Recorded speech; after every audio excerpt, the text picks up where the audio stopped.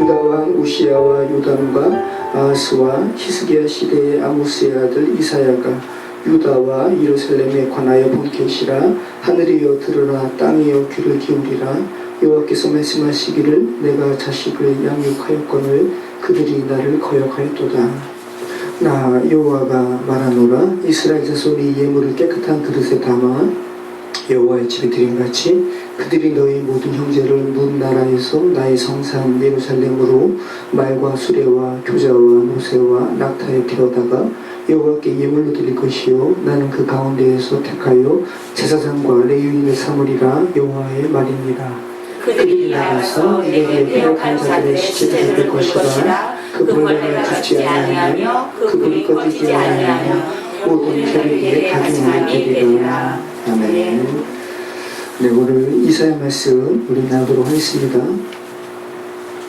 자, 우리 첫 절과 마지막 절을 우리가 읽었는데 심판에 대한 경고, 그리고 마지막은 심판, 그리고 구원받은 백성들에게는 회복의 메시지를 우리가 알게 됩니다. 굉장히 서론과 결론이 분명한, 그죠? 처음과 끝이 분명한 그 책임을 다시 한번 알게 됩니다. 자, 우리 지난주에 아가서 말씀을 살펴보았습니다.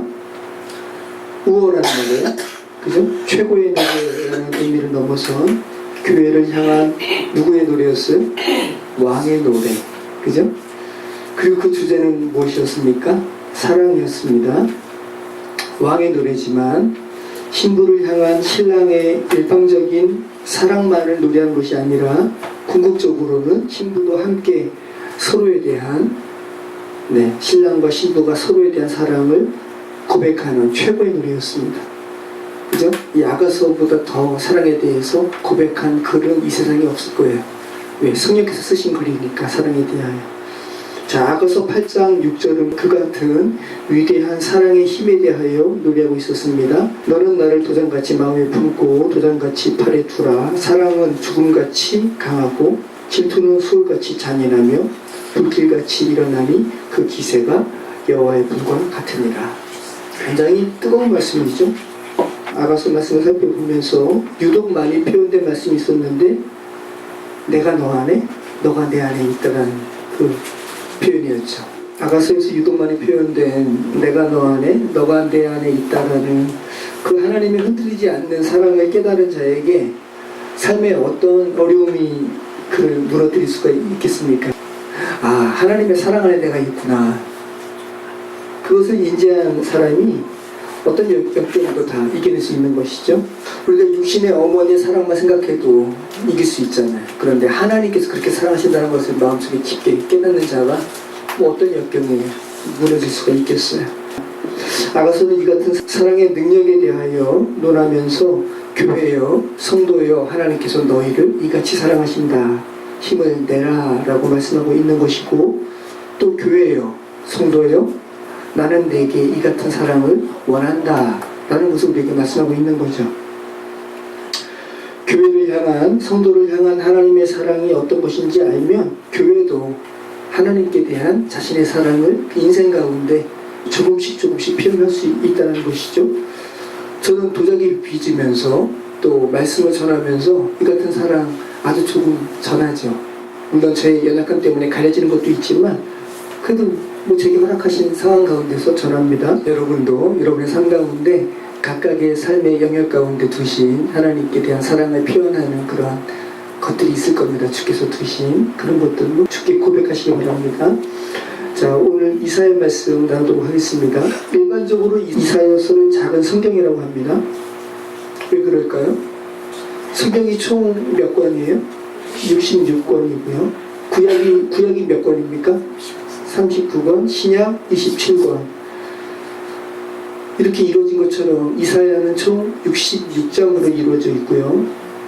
그리고 처음 39장까지의 내용과 또 그 다음 27장까지의 내용이 분명하게 구분됩니다. 그래서 작은 성경이라고 이야기하고요.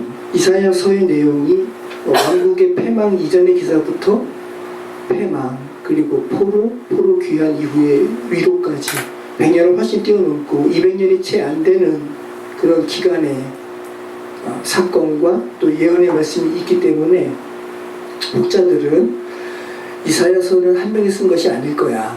왜? 200여 년의 그 시간의 갭이 이 안에 있으니까 한 명이 아니라 제1이사야, 제2이사야 혹은 주후 예수님 시대 이후까지 편집이 이루어졌다 말하는 사람들이 있어요.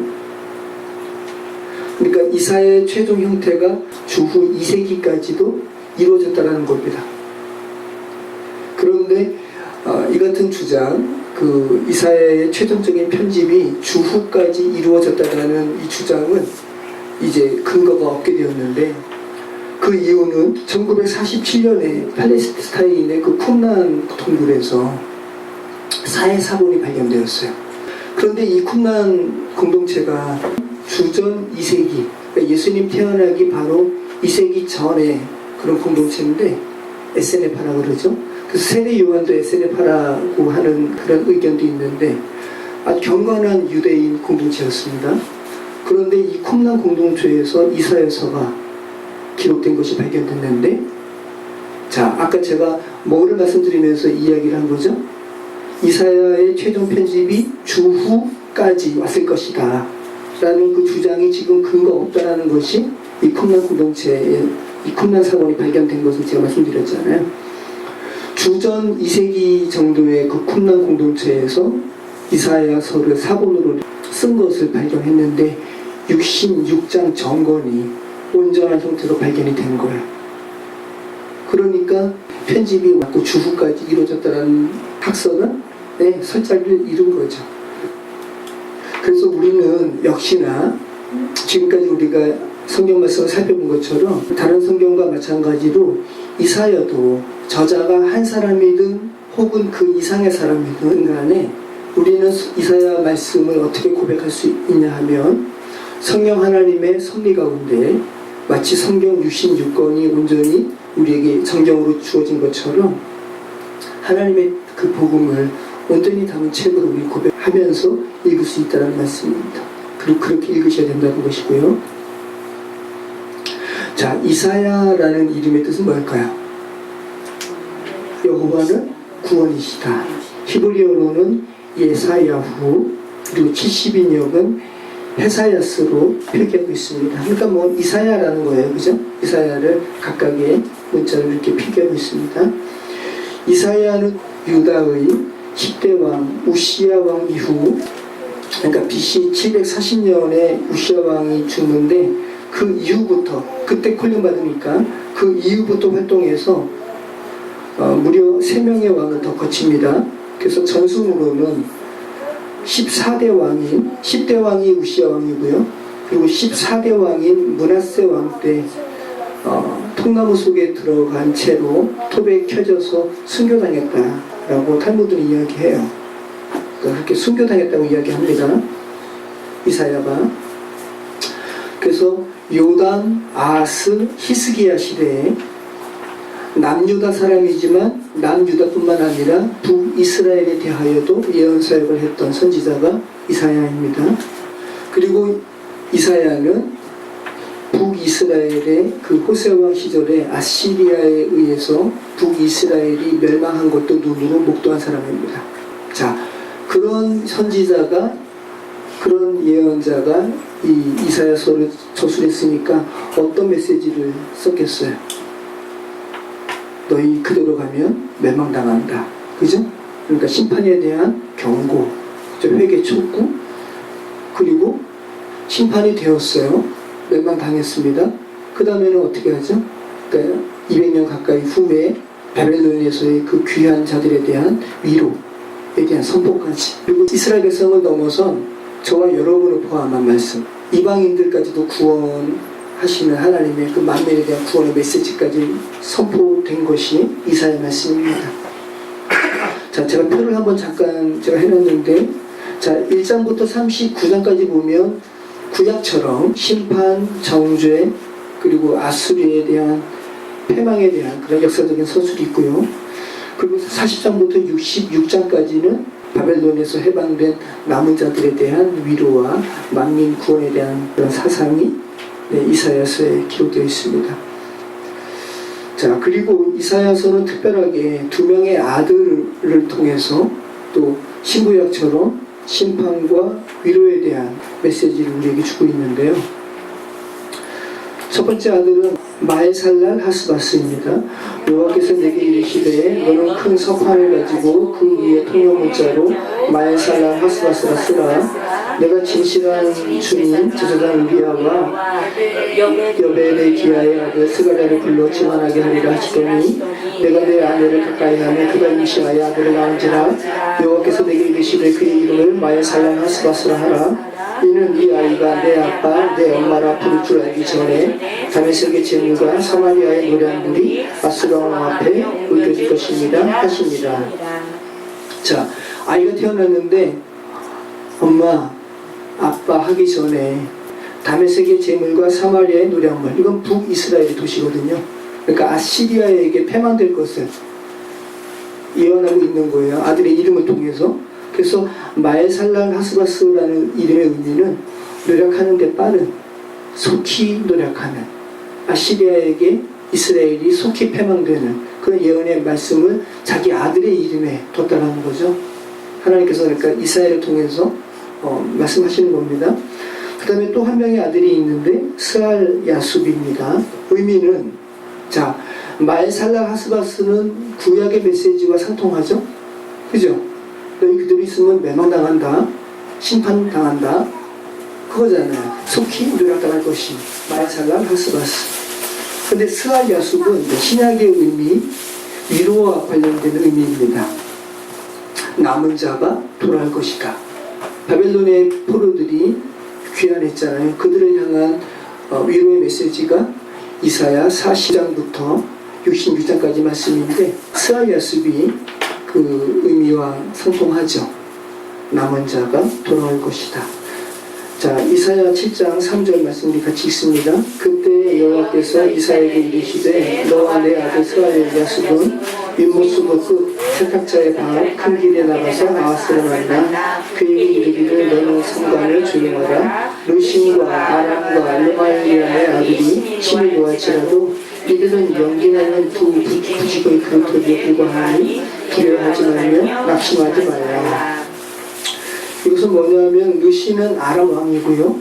그리고 르말리아의 아들은 이 북이스라엘의 왕을 말합니다. 이 두 나라가 연합해서 유다를 침공한 거예요. 그러니까 유다 왕이 떠는 거죠. 여기에 대해서 이사야가 자기 아들의 이름이 뭐라고요? 스알야스, 남은 자가 돌아올 것이다. 아, 패망이 끝이 아니에요. 소망의 메시지를 담은 아들과 함께 나가서 아스 왕에게 말하는 장면이라는 거죠. 자, 우리가 그래서 이사야서와 관련된 전체적인 그런 스토리, 국제 정세를 조금 이해하면서 이 개관이니까 이사야서를 살펴보면 좋은데, 자, 이사야서의 당대 제국은 아시리아입니다. 우리가 흔히 아수르라고 이야기하는 제국인데요. 자, 아시리아에 맞서기 위해서 그 아람과 이스라엘이 동맹을 맺었어요. 그리고 그 아람과 이스라엘의 동맹에 유다까지 포함시키려 했는데 유다가 거부하는 겁니다. 그러니까 아람과 이스라엘이 유다를 쳐서 강제로 동맹을 맺으려고 하는데 유다가 어디에 도움을 요청해요? 아시리아한테 도움을 요청하는 거예요. 실상은 누구를 의지해야 되는데요? 하나님을. 그렇죠? 자, 그래서 마치 삼국시대에 그 신라와 당나라, 그죠? 뭐 이러한 갈등을 보는 것 같아요. 신라가 유다, 당나라가 아시리아. 아시리아 입장에서는 유다가 자기와의 그러한 것을 요청하니까 좋아요, 안 좋아요? 좋죠. 그래서 결국은 아시리아가 누구부터 멸망시킵니까? 이스라엘을 멸망시키는 거예요.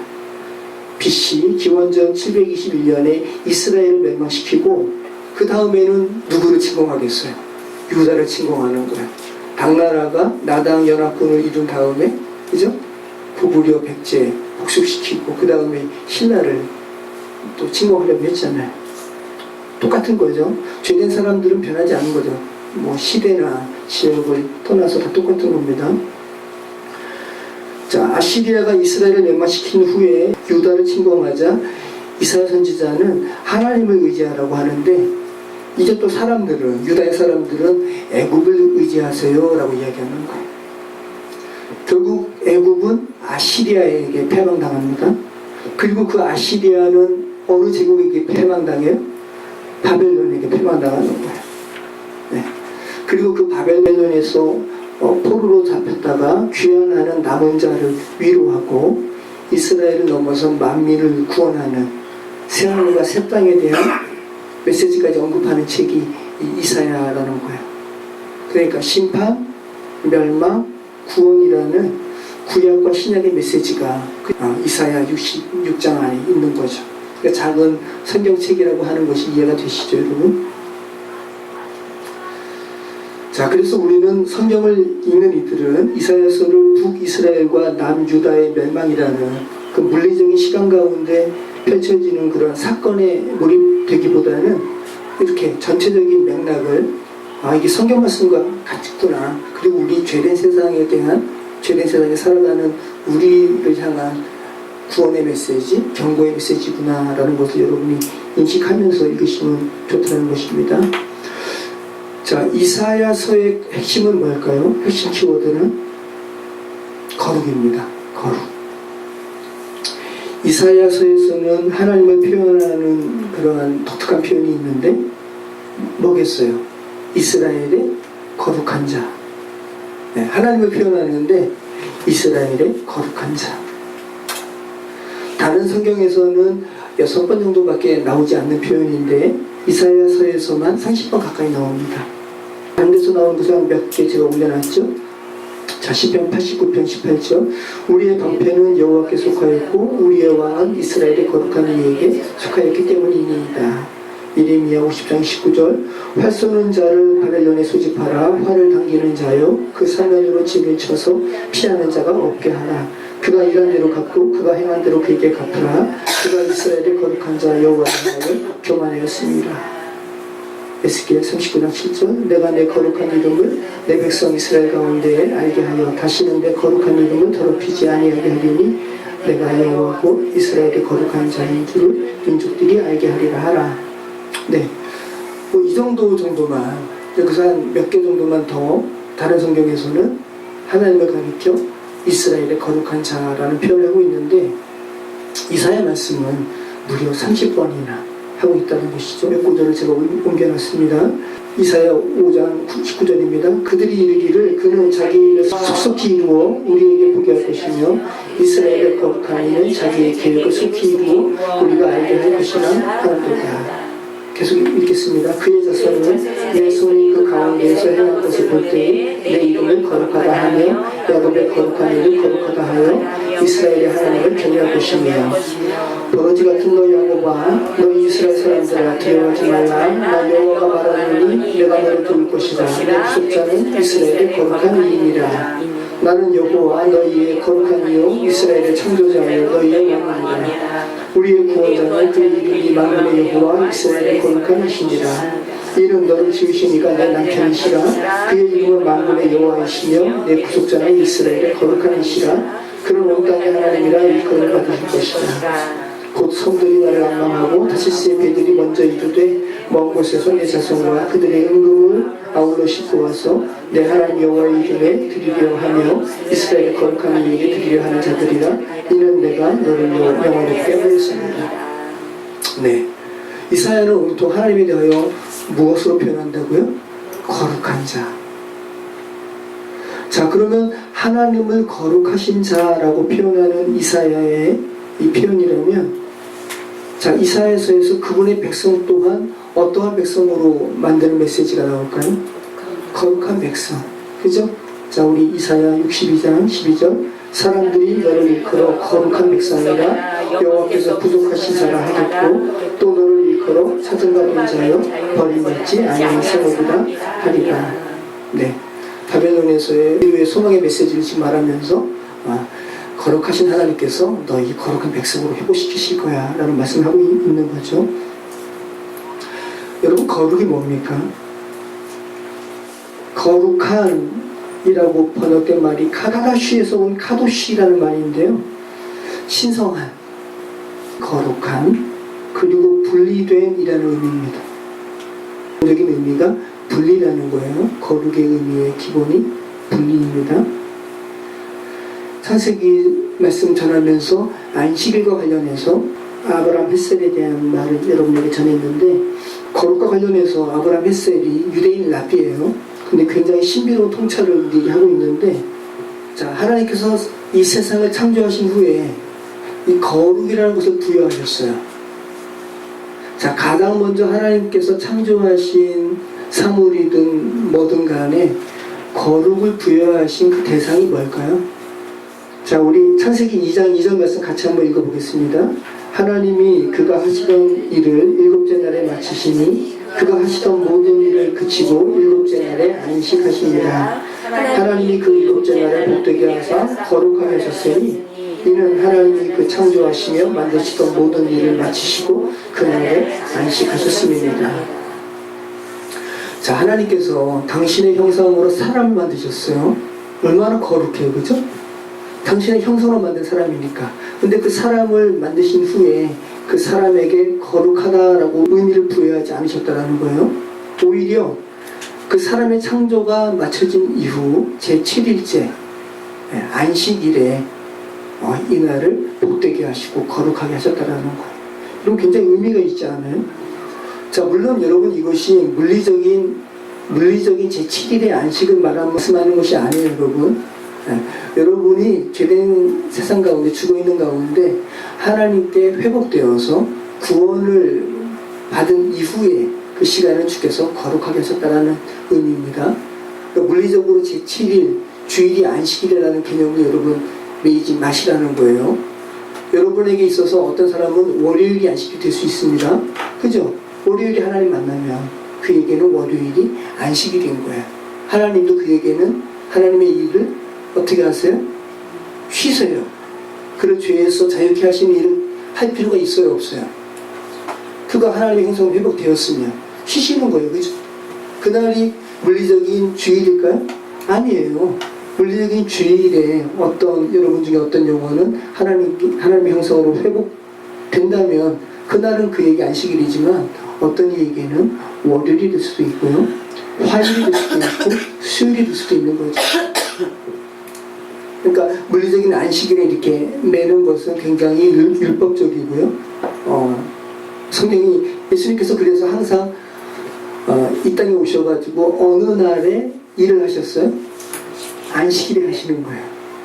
바리새인들이 그토록 야, 안식일은 거룩하게 지켜야지 못도 박으면 안 돼, 그죠? 뭐 들어도 안 돼. 근데 예수님은 고의로 일부러 안식일에 일하시는 거예요. 손 많은 자 고치시고. 그래서 그 광경을 보고 바리새인들이 어떻게 했더라라는 의견이 나와요. 죽이려고 작정하더라, 예수를. 그러니까 여러분, 죄된 사람과 하나님과 이렇게 다르다고요. 여러분은 거룩이라는 이 특별함을 눈에 보이는 어떤 물건에 두고 싶어 하잖아요. 이런 선물에 거룩이라는 것을 부여하고 싶지. 그래서 죄된 사람들은 물리적인 건축물을 성전이라고 하는 거야. 그 이야기 해야지 사람들이 조금 종교성이 고양되니까. 근데 하나님은 그렇지 않고 시간의 거룩함을 두셨다고요. 정말 얼마나 다르십니까, 그죠? 여러분, 거룩함과 관련해서 아브라함 햇셀의 그 안식이라는 책을 보면 굉장히 귀한 통찰들을 많이 보게 되는데, 연대기적으로 이 거룩이라는 것을 우리가 좀 잠깐 살펴본다면, 창조 시기에는 이 세상의 거룩함이 시간이라는 것에 부여가 됐고요. 자, 그 다음에는 사람에게 부여해요. 자, 출애굽기 19장 4절로 6절입니다. 내가 애굽 사람에게 어떻게 행하였음과 내가 어떻게 독수리 날개로 너희를 얻어 내게로 인도하였음을 너희가 보았느니라. 세계가 다 내게 속하였나니 너희가 내 말을 잘 듣고 내 언약을 지키며 너희는 모든 민족 중에서 내 소유가 되겠고 너희가 내게 대하여 제사장 나라가 되며 거룩한 백성이 되리라. 너는 이 말을 이스라엘 자손에게 전할지니라. 그죠? 자, 성경에 기록된 순서대로 이야기하는 겁니다. 성경에서 가장 먼저 거룩이라는 것을 부여한 것은 시간이었어요, 그죠? 그 다음에는 죄에 빠진 출애굽시킨 이스라엘 백성들을 거룩한 백성이 되게 하는 문장에 거룩이라는 것이 또 사용이 되죠. 그러니까 두 번째 대상은 사람이라고요. 자, 그 다음은 그렇게 리더자로 삼아서 이스라엘 백성들을 거룩한 백성이 되게 해 라고 지시했던 모세에게 이제는 또 뭐를 짓게 하십니까? 성막을 짓게 하시죠. 네. 성막은 우리가 밟는 이 공간 속에 두신 하나님의 거룩한 장소죠. 자, 그러면 여러분 생각해 보십시오. 거룩과 관련해서 성경이 연대기적으로 여러분에게 제시하는 순서가 있잖아요. 가장 먼저는 뭐예요? 시간. 그 다음에는 사람. 그 다음에 그 사람이 거룩한 장소를 만들죠. 자, 물론 여러분 이렇게 기록된 순서대로 지금 제가 연대기적으로 이야기하는 것이고, 구원받은 어떤 이에게 있어서 이러한 시차를 두고 가장 먼저 그 사람의 시간 속에 거룩이 회복되고, 그 다음에 그 자신이 거룩한 사람으로 회복되고, 그 자신이 받는 공간이 거룩함으로 회복되는 것은 아닐 거예요. 동시다발적으로 이루어질 수도 있는 것이고요. 그죠? 어떤 사람에게는 그 자신의 내 존재가 거룩함으로 회복되어야 되는구나. 그 존재가 거룩함으로 회복된 다음에 그가 살아가는 인생을 거룩함으로 바꿔갈 수도 있는 거고, 그죠? 그리고 그가 거하는 처소를 거룩한 장소로 바꿔갈 수도 있겠죠. 그런데 성경이 거룩이라는 것을 시간 속에 가장 먼저 두었다는 이 의미를 한번 생각해 보시자는 거죠. 하나님과 우리가 정말 다르다는, 그래서 참 하나님과 우리가 엇박자가 생길 수밖에 없어요. 그래서 우리는 되게 겸손해야 됩니다.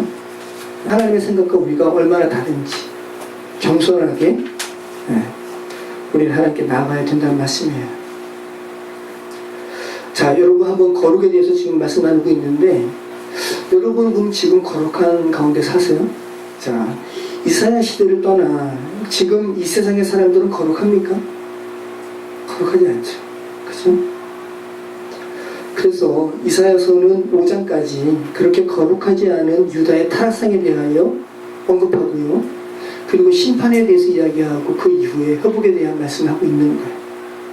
그러니까 마치 1장부터 5장까지는 프롤로그 같아요. 이 세상에 대한 죄악의 타락성에 대하여 선문처럼 이렇게 들어가는 말로 나열하고요. 너희 이러다가 멸망당할 거야. 하지만 하나님께서 회복시키실 거야. 라는 큰 서원을 담고 있고, 그 다음에 6장에 이사야가 하나님께 콜링받는 장면이 나와요. 자, 우리 한번 1장, 우리가 아까 1장, 이사야 1장 1절부터 4절을 읽어봤는데, 우리 한번 계속해서 지금 같은 말씀이니까 이사야가 어떻게 이 거룩하지 않은 이 세상에 대하여 고발하는지 한번 읽어보도록 하겠습니다. 이사야 1장 10절 말씀입니다. 너희 소돔의 발언들아 여호와의 말씀을 들을지어다. 너희 고모라의 백성아 우리 하나님의 법에 귀를 기울일지어다. 여호와께서 말씀하시되 너희 우선 재물이 내게 무엇이 유익하며 나는 숫양의 번제와 살찐 짐승의 기름에 배불렀고 나는 수송아지나 어린 양이나 수비용수의 피를 기뻐하지 아니하니라.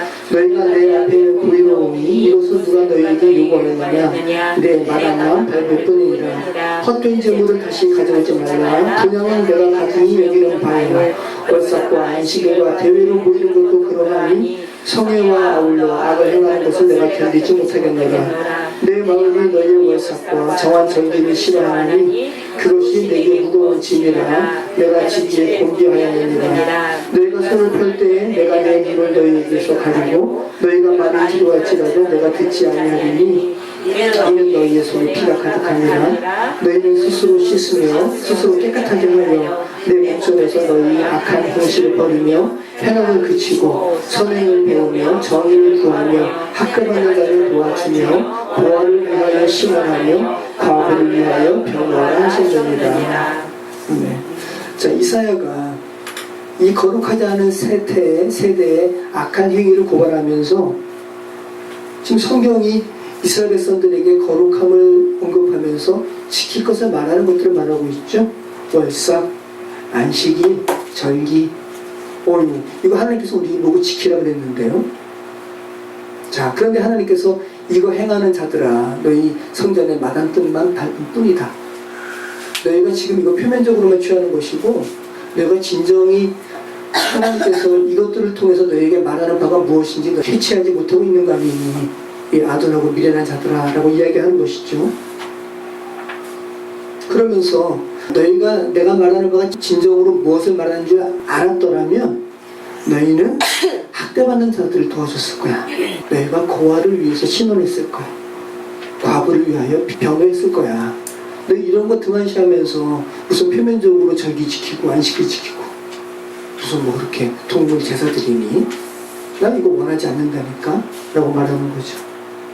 지금 우리의 시기와 별 차이가 없죠. 그죠? 성경은 시대를 관통하는 말씀인 거예요. 자, 이렇게 시대를 진단한 후에 이사야는 이어서 신랑하지 마. 메시아의 왕국이 도래할 거야 라고 이렇게 위로하고 있습니다. 이사야 2장 1절 말씀입니다. 아모스의 아들 이사야가 받은 바 유다와 예루살렘에 관한 말씀이라. 말일 여호와의 전이 산에 모든 산 꼭대기에 흙을 것이요 모든 작은 산 위에 뚝 뛰어나리니 만방의 그리로 보여줄 것이라. 많은 백성이 가며 이르기를 오라 우리가 여호와의 산에 오르며 야곱의 하나님의 전에 이르자. 그가 그 길을 우리에게 가르치실 것이라. 우리가 그 길로 행하리라 하리니 이는 율법이 시온에서부터 나올 것이요 여호와의 말씀이 예루살렘에서부터 나올 것입니다. 그가 열방 사이에 판단하시며 많은 백성을 판결하시리니 우리가 그들의 칼을 쳐서 구슬을 만들고 그들의 창을 쳐서 낫을 만들 것이며 이 나라와 저 나라가 다시는 칼을 들고 서로 치지 아니하며 다시는 전쟁을 연습하지 아니하리라. 자, 회복에 대한 말씀을 하면서 자 2절 말씀 보면 말일에 말일 마지막 날 성경에서 말일 마지막 날 후일로 번역된 베아리트 하야밈입니다. 여러분 그럼 기억나시죠? 야곱이 죽으면서 이스라엘 아들들아 내게 모이라 후일에 너희에게 관할 말을 내가 알려드리리라 하면서 각각의 12명의 아들에 대한 예언을 하면서 궁극적으로 하나같이 다 복음으로 살아나는 구원의 메시지였잖아요. 여러분 마지막 날은 여기서 말하는 마지막 날은 물리적인 마지막 날을 문자적으로 취하시면 안 되시고 베레시티 때처럼 구원의 때처럼 마지막 날도 구원의 때예요. 어떤 얘기는 네. 그래서 성경이 누차 나는 알파요 오메가 처음과 나중이다라고 이야기하는 거예요. 보세요. 말일에 마지막 날.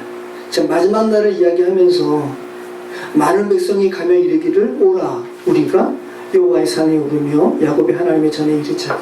그가 그 얘기를 우리에게 가르치실 것이다. 네, 이들에게는 이 날이 마지막 날이 아니라 구원의 날이죠.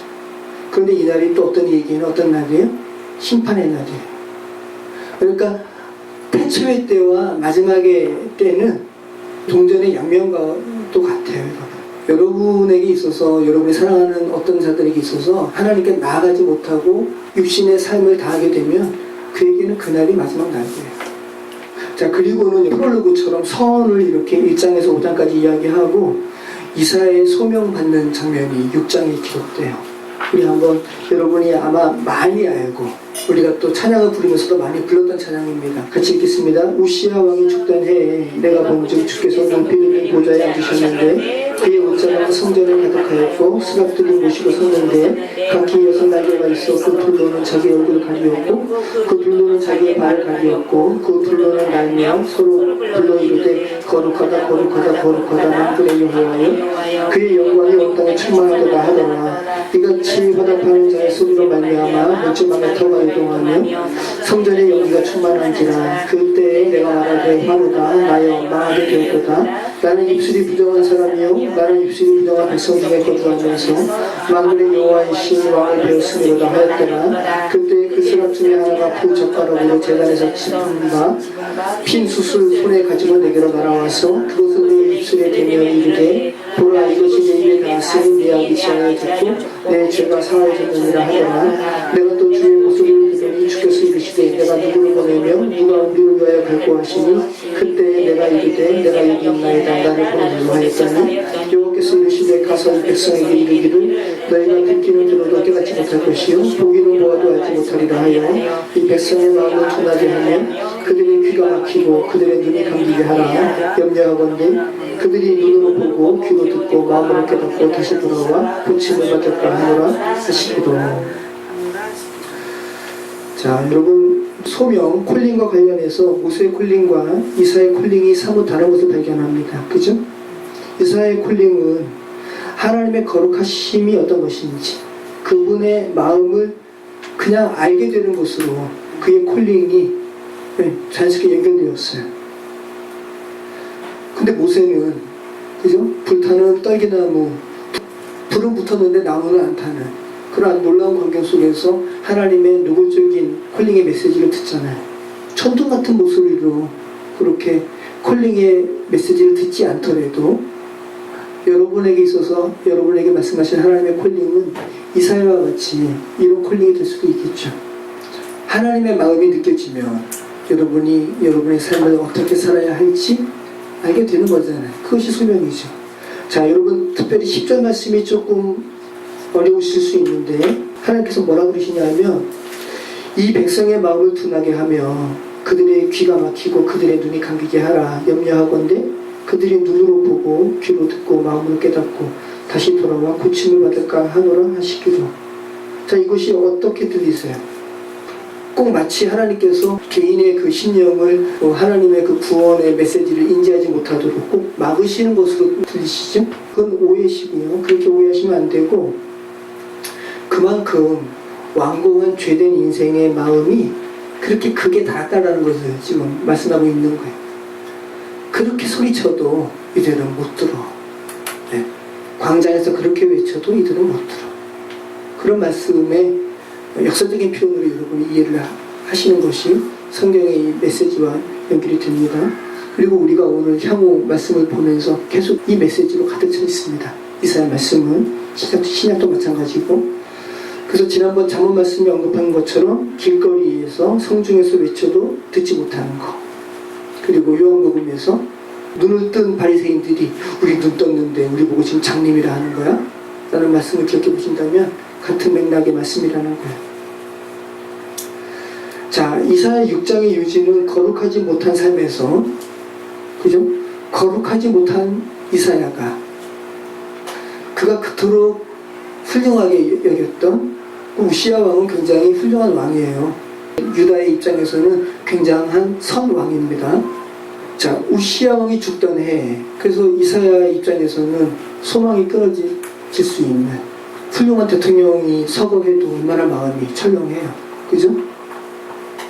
나름대로 이사야가 그 기대했던 훌륭한 왕이 죽던 해에 환상을 보는 거예요. 자, 근데 우리가 이 환상을 우리가 읽었는데 온통 어떤 내용으로 가득 차 있어요? 거룩에 대한 말로 가득 차 있잖아요. 하나님의 전에 대한 환상이 보이는데 눈으로 봐도 거룩하고 이사야의 귀에 들리는 것도 온통 거룩하다. 차마 스랍들이 6날개가 있는데 그 거룩하신 하나님을 차마 보지 못해서 얼굴도 가리고 두 날개로는 날고 두 날개로는 발을 가리죠.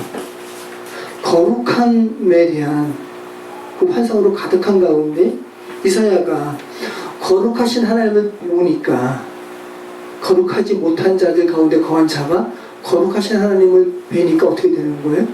두려움이 엄습하는 거예요. 나 죽었네. 그래서 예수님의 그 신성을 가장 처음 목도한 사람들이 하나같이 제일 처음에 말하는 바가 뭐예요? 주여, 저는 죄인이로소이다. 저를 떠나소서. 왜? 그들이 있으면 나 죽으니까. 그래서 이사야가 그 자신의 정체성을 입술로 고백하니까 하나님께서 속죄케 하시죠. 스랍이 재단에 핀 숯을 하나 가지고 와서 이사야의 입에 대는 거예요. 혀에 대는 거예요. 그러니까 거룩하지 못한 자, 죄된 자의 핵심적인 그 상징적인 표현으로 뭐를 얘기하냐 하면 입술을 이야기하는 거예요. 거룩하지 못한 자에서 나오는 것은 다 거룩하지 못한 말이죠. 속에 있는 것이 밖으로 나오는 거니까 본인의 부정이 깨끗하게 된 다음에 이사야가 자연스럽게 하나님의 마음을 그냥 알아요. 하나님께서 먼저 이사야에게 야, 눈이 있지만 보지 못하고 귀가 있지만 듣지 못하는 자들에게 가서 내 마음을 전해라고 하나님께서 말씀하지 않으셨어요. 이사야가 그냥 듣는 거예요. 하나님의 외치는 소리를 듣는 겁니다. 누가 우리를 위하여 그들에게 갈고. 여러분, 이 하나님의 외침은 수천 년 전에 이사야의 환상 가운데만 단 한 번 외쳐지는 하나님의 외침일까요? 아니에요. 하나님의 형상으로 지음받았는데 죄로 인해서 죽어있는 자들이 이 세상에 있는 한 누가 저들을 위하여 우리를 대신해서 갈고라는 하나님의 외침은 계속 외쳐지는 거죠. 이사야는 이때 깨달은 것이고, 여러분 그럼 지금 이사야처럼 하나님의 이 안타까운 음성이 들리세요?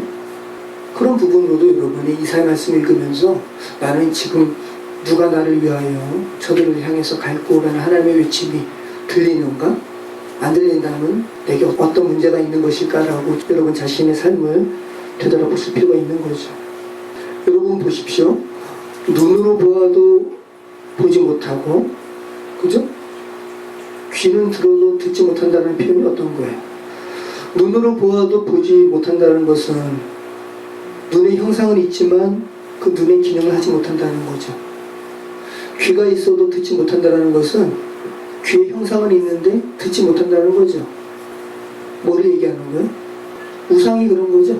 사람이 만든 우상이 그런 거예요. 사람이 우상을 이런 형상으로 만들지 않나요? 눈 다 만들어 놓죠? 귀 만들어 놓죠? 근데 그 우상이 들어요, 못 들어요? 못 들어요. 봐요, 못 봐요? 못 봐요. 그런데 지금 성경이 말하는 바는 그 우상을 이야기하는 게 아니라 죄된 인생들아, 안타까운 인생들아, 너희가 만든 그 우상처럼 너희가 그렇다라는 것을 지적하는 거죠. 너희가 귀가 있어? 근데 너희 못 들어. 너희 우상과 같아. 너희 눈이 있어? 너희 못 봐. 그럼 너희가 만든 우상과 너희가 다를 거가 뭐야? 없어. 라는 그 안타까운 마음은 토로하는 것이 이사야의 말씀이라는 거야. 그 예수님도 그 말씀하시는 거고, 바리새인들에게 너희 지금 보고 있니? 야, 지금 못 본다고 하면 내가 안타까워서 너희 죄를 사했을 거야. 그럼 너희 포기했을 거야. 근데 지금 너희 본다고 하니까 너희 죄 그대로 있다라고 얘기하는 거죠.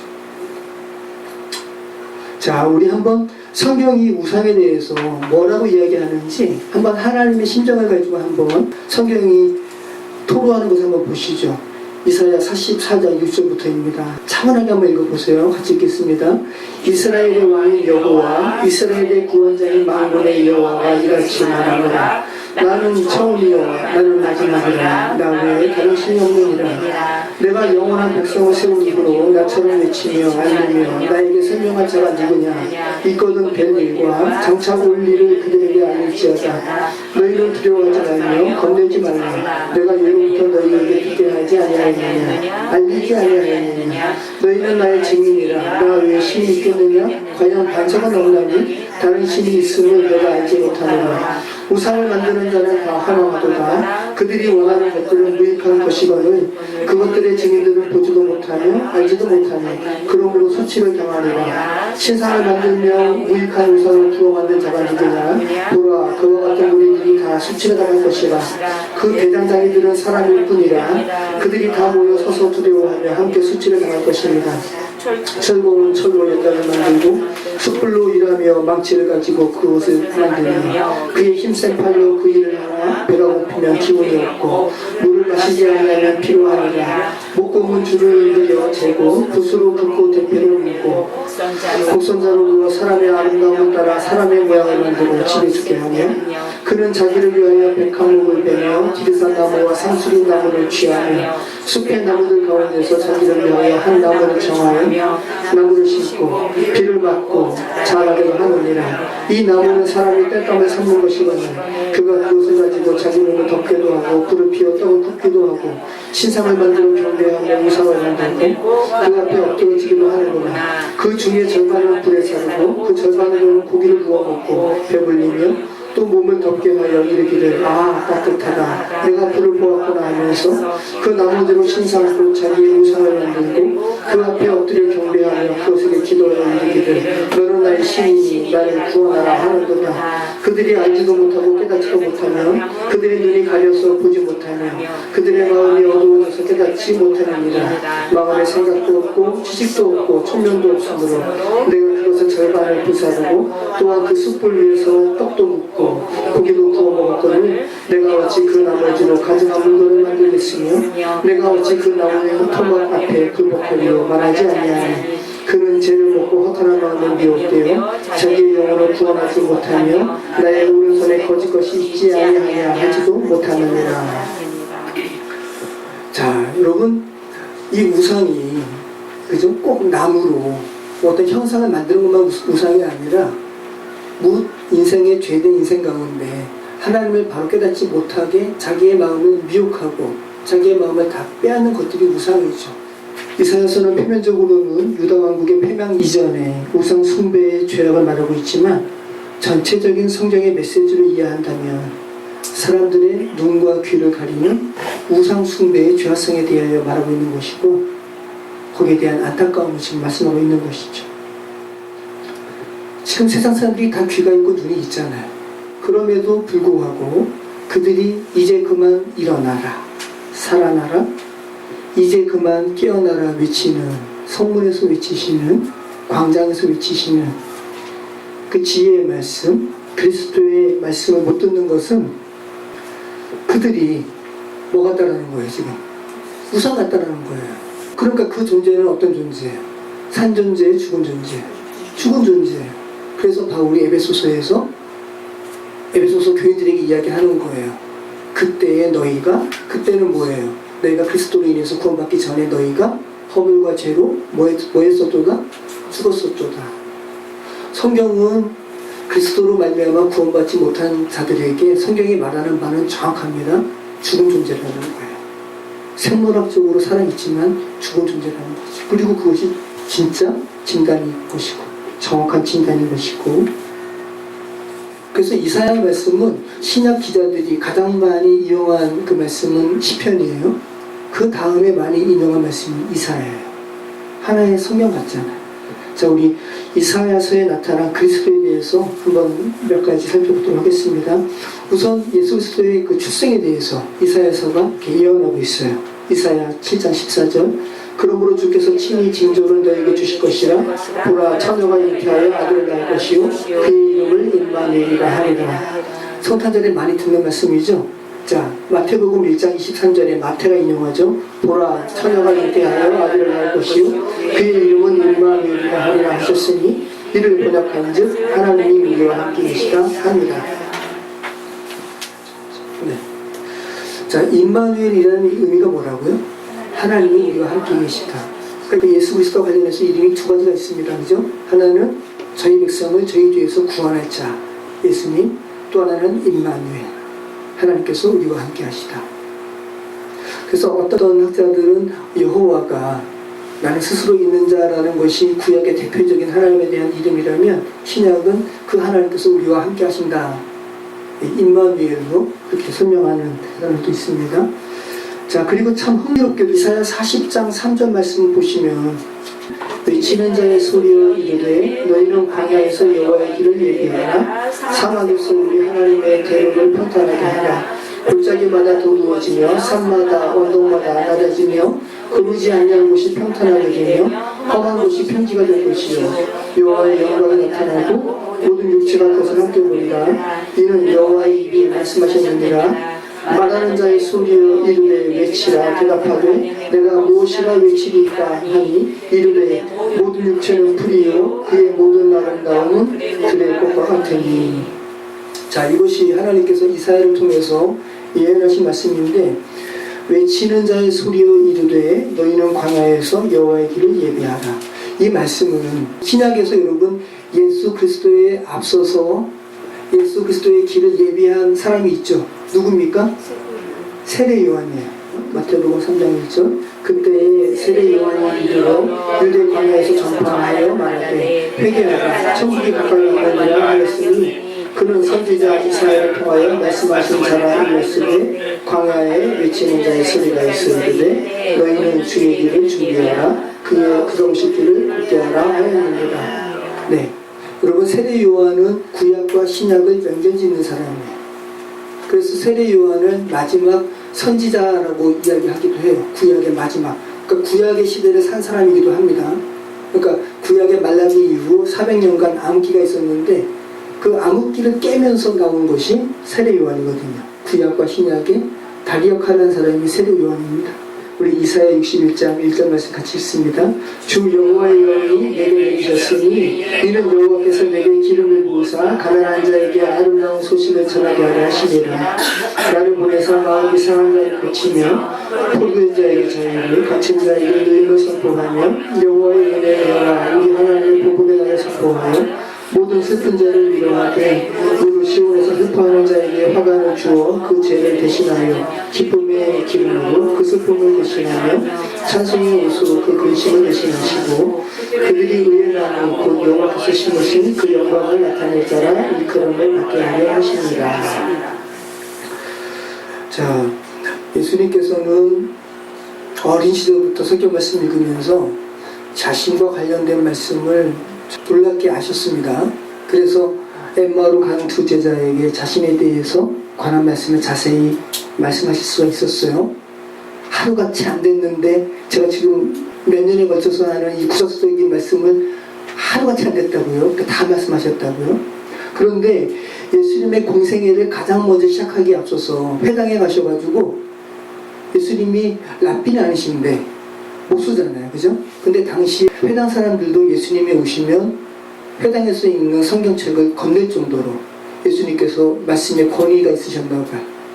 공생애를 시작하기에 앞서서 회당에 가셔가지고 그 회당에 관련된 사람에게 한 책을 달라고 하시는 거죠. 그리고 성경 말씀을 받은 다음에 이사야 이 부분을 읽으시는 거예요.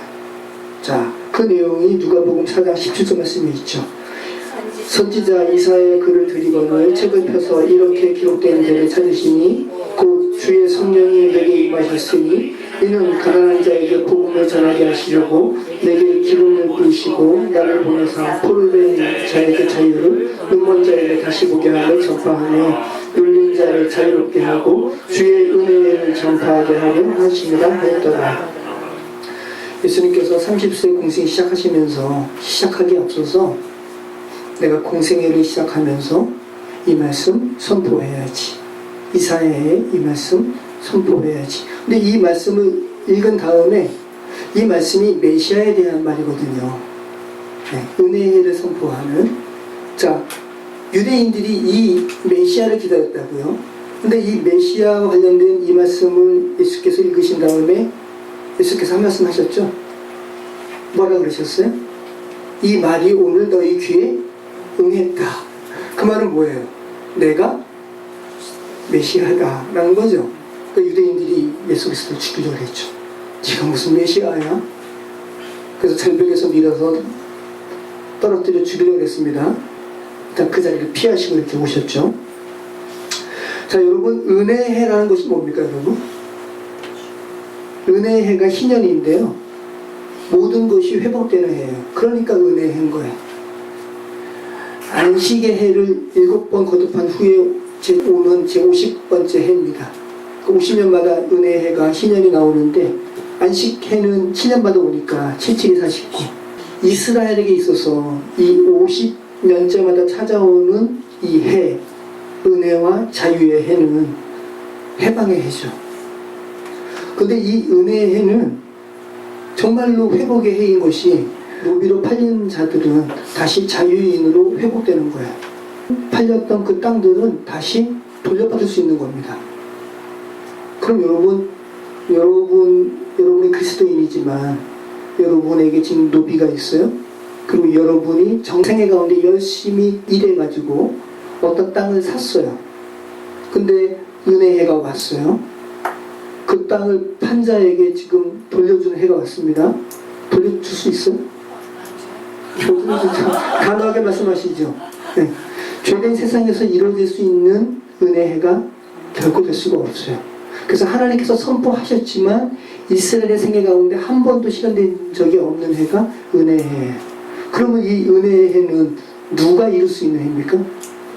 예수 그리스도께서 이룰 수 있는 해죠. 그렇다고 해가지고 그러면 그 땅 뺏긴 사람의 그 아픔 헤아리지 말라는 소리 아닙니다. 그죠? 지금도 은혜의 해에 대한 이 관점으로 계속 고민하고 성경적인 토지 모임, 성토모도 있고요. 예수와 우리가 이 돈 우리가 싸들고 가는 거 아니거든요. 우리는 주 앞에서 우리 인생을 어떻게 살아야 될지 굉장히 처음부터 원초적으로 다시 한번 살필 필요가 있어요. 그래서 예수님께서 당신의 공생의 사역을 시작하기에 앞서서 가장 먼저 읽으신 부분이 이 부분인 거예요. 자, 그 다음에는 이사야서의 말씀은 종된 그리스도에 대해서 말씀하고 있습니다. 이사야 42장 1절 말씀, 내가 붙드는 나의 종, 내 마음에 기뻐하는 자, 곧 내가 택한 사람을 보라. 내가 나의 영을 그에게 주었은즉 그가 이방에 정의를 베풀리라. 그는 외치지 아니하며 목소리를 높이지 아니하며 그 소리를 거리에 들리게 하지 아니하며 상한 갈대를 꺾지 아니하며 꺼져가는 등불을 끄지 아니하고 진실로 정의를 시행할 것이며 그는 쇠하지 아니하며 낙담하지 아니하고 세상에 정의를 세우기에 이르리니 성들이 그 교훈을 안망하리라.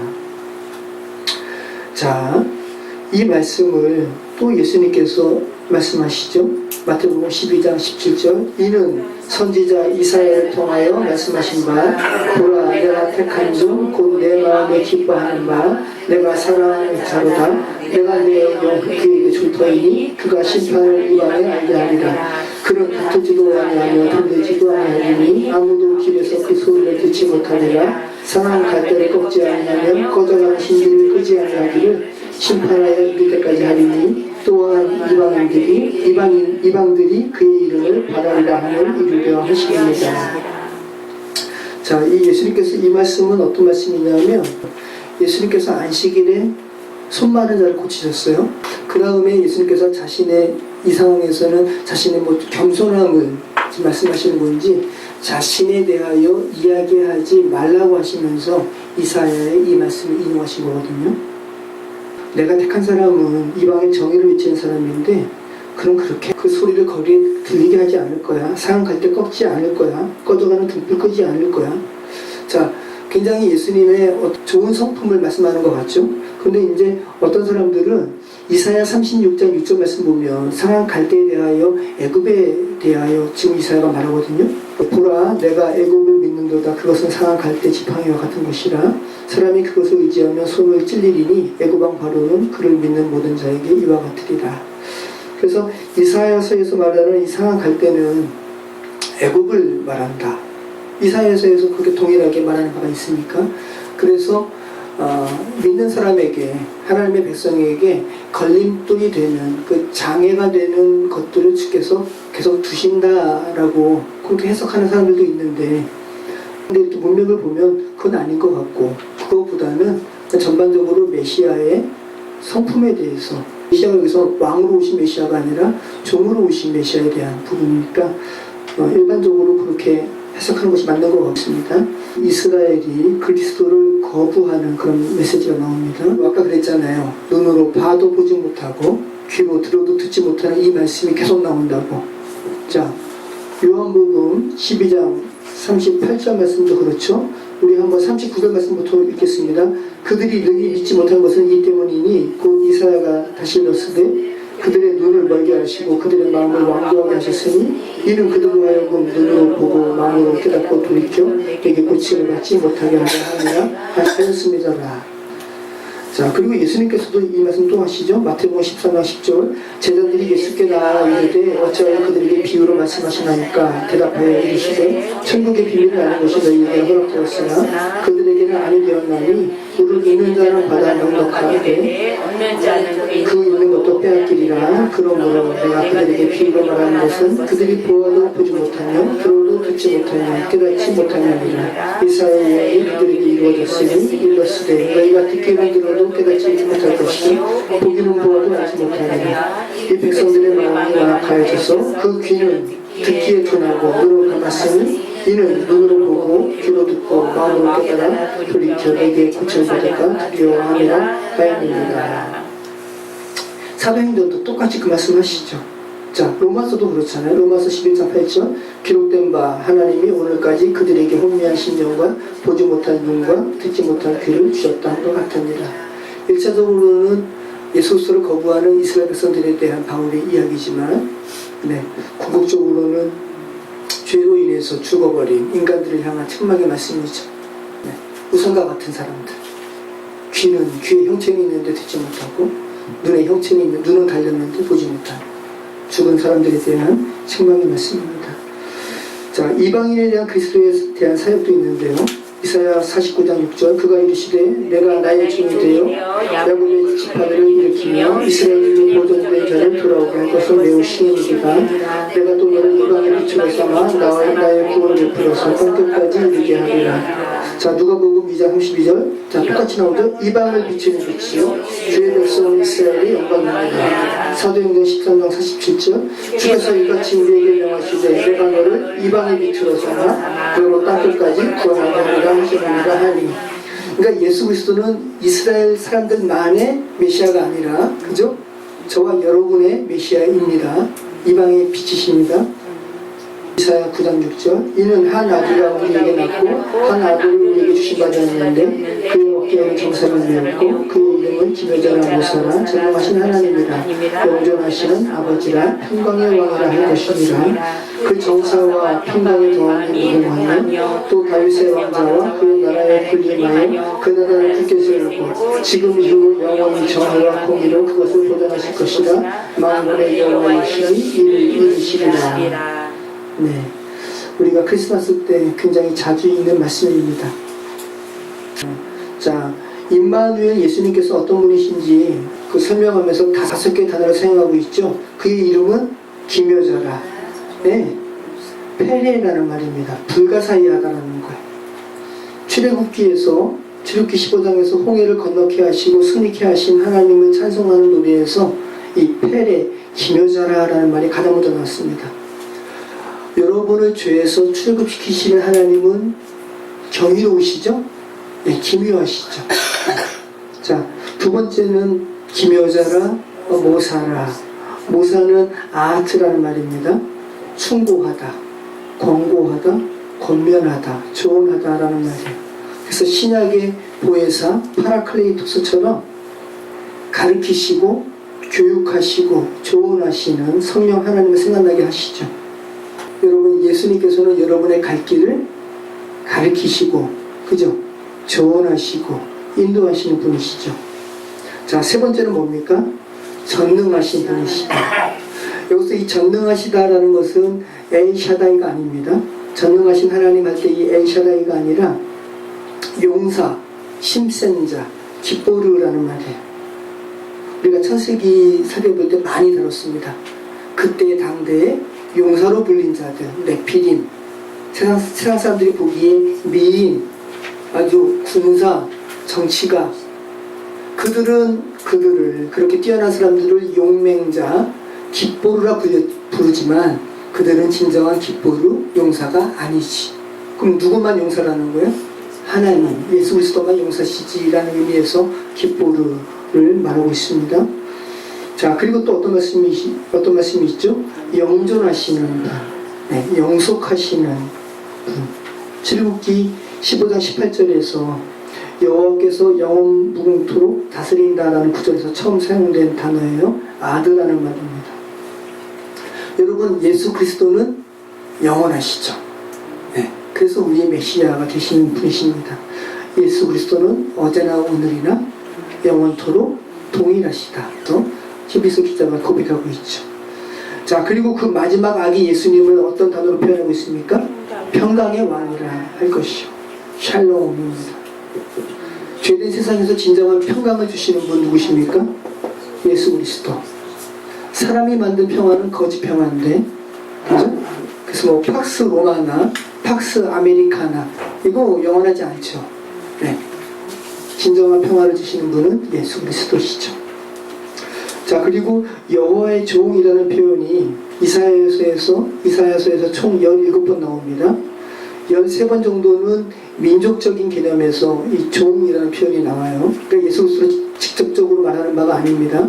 이사야 41장 8절. 그러나 나의 종 너 이스라엘아, 내가 택한 야곱아, 나의 벗 아브라함의 자손아, 내가 땅 끝에서부터 너를 붙들며 땅 모퉁이에서부터 너를 부르고 내게 이르기를 너는 나의 종이라, 내가 너를 택하고 실현하여 버리지 아니하였다 하였노라. 그러니까 이스라엘을 버리지 않고 붙들었다는 의미에서 사용되고 있죠.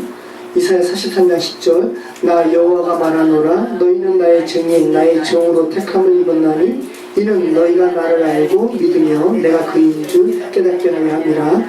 나의 전에 지음을 받은 신이 없었느니라 나의 후에도 없으리라. 자, 이사야 44장 1절 나의 종 야곱 내가 택한 이스라엘아 이제 들으라. 너를 만들고 너를 모태에서부터 지음해 너를 도와준 여호와가 이같이 말하노라. 나의 종 야곱 내가 택한 여수로나 두려워하지 말라. 네, 여기서 이 종은 다 민족적인 기념에서 쓰인 것이고, 자, 4번은 예수 그리스도에 관해서 이 종이 언급되고 있어요. 그 중에서 제가 2개를 제가 써놨습니다. 같이 읽습니다. 내가 붙드는 나의 종, 내 마음에 기뻐하는 자, 곧 내가 택한 사람을 보라. 내가 나의 영을 그에게 주었은즉 그가 이방에 정의를 베풀리라. 이사야 53장 11절 그가 자기 영혼의 수고한 것을 보고 만족하게 이룰 것이라. 나의 의로운 종이 자기 지식으로 많은 사람을 의롭게 하며 또 그들의 죄악을 친히 담당하리로다. 네, 여러분, 이사야서 말씀을 마무리하면서 종에 대한 언급으로 마무리되고 있죠. 예수 그리스도는 여러분의 왕이시잖아요. 그죠? 그 왕이신 예수 그리스도를 성경은 종으로 표현하고 있습니다. 자, 여러분, 이사야 말씀은 이스라엘의 거룩하신 하나님께서 우상과 같이 눈이 있으나 보지 못하고 귀가 있어도 듣지 못하는 이들을 어떻게 구원하시는지에 대한 말씀이었잖아요. 그런데 하나님께서 그렇게 우상과 같이 죽어버린 이들을 구원하신 예수 그리스도에 대한 표현을 하면서 고난당하는 종의 모습으로 우리에게 말씀하고 있다는 것이 여러분 어떻게 느껴지세요?